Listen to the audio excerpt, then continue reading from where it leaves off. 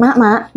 Jarene wong-wong sampean kok katene budal umroh sing winginane gak sida iku santen saiki ya mak sampean, Mak. Oh, kok katene umroh, wong tangga kanan kiri ya sik keluwen ngono sri.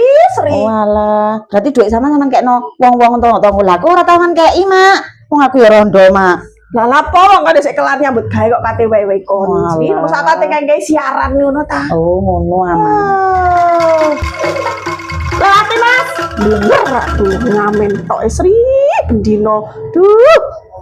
Awo mak, sampeanku gak isin sampe kemerempol kaya ngene iki asik dapurane ngamen ngono asik dikongkon nglewati. Kon niku lho, blenger ta arek ngono ku cek nyambut gawe 500 ping piro ae aku lek ngono ku. Ya Allah.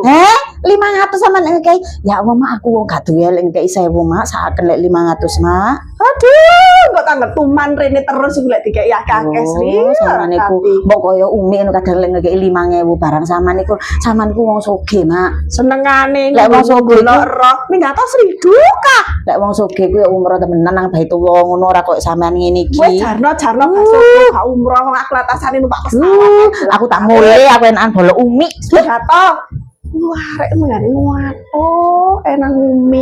Duh. Jangan gak nemu lek mak narepku koyo ngono kemerempole.